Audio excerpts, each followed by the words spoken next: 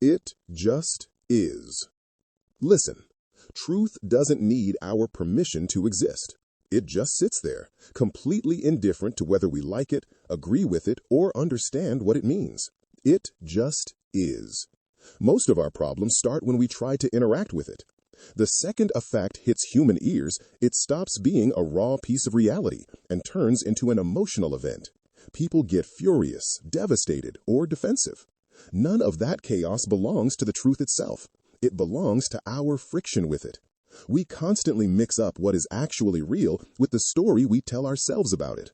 We take our limited life experience, our mood on a Tuesday afternoon, our intelligence level, and we slap a truth label on whatever conclusion makes us feel safe. But that's just our localized vantage point. It's an interpretation, nothing more. Philosophy has spent thousands of years trying to put a name on this gap. Kant called the raw, untouched truth the thing in itself, and basically said we can never touch it because our brains run everything through sensory filters first.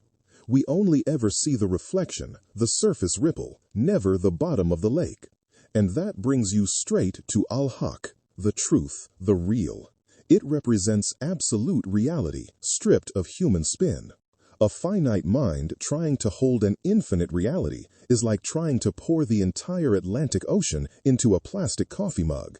You can't. It spills everywhere. We will never understand reality in its entirety, and admitting that isn't a failure. It's just honest math. The wild part is realizing that Al-Haqq is only one of the 99 names, just one attribute. One single dimension out of an entire divine framework that we already can't fully wrap our heads around. Think about what that implies for a second.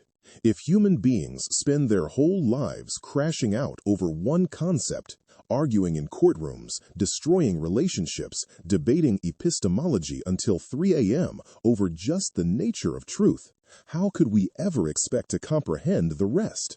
Take Al-Adl or Al-Alim. We argue about fairness based on the tiny sliver of a timeline we happen to be standing on. We don't see what happened 500 years ago, and we certainly don't see what's happening 10 minutes from now. Yet we act like our version of justice is the complete picture. Same with Al-Rahman and Al-Rahim. Human mercy is conditional. It gets tired, runs out of patience, expects a thank you text. Divine mercy operates on a scale so vast that our brains automatically try to shrink it down to something manageable just so we can process it without short-circuiting. Every single attribute represents an infinite depth.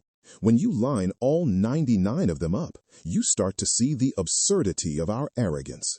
We struggle to properly process the traffic on our morning commute, but we want to sit back and claim we've mapped out the architecture of existence. Truth stirs up heavy emotions because it exposes how little control we actually have. It shatters the convenient narratives we build to protect our egos. When reality refuses to bend to our personal preferences, we feel attacked, even though reality was never aiming at us to begin with. Letting go of the need to possess the whole picture is the only way to get some peace. You accept your intellect for what it is. A useful tool, but a strictly local one. It helps you navigate the immediate room you're standing in, not the entire cosmos. Al-Haqq remains steady, independent of whether we manage to grasp a crumb of it or completely miss the point. It is what it is, standing alongside every other infinite attribute, completely beyond the reach of our fragile, noisy opinions. Knowledge is king.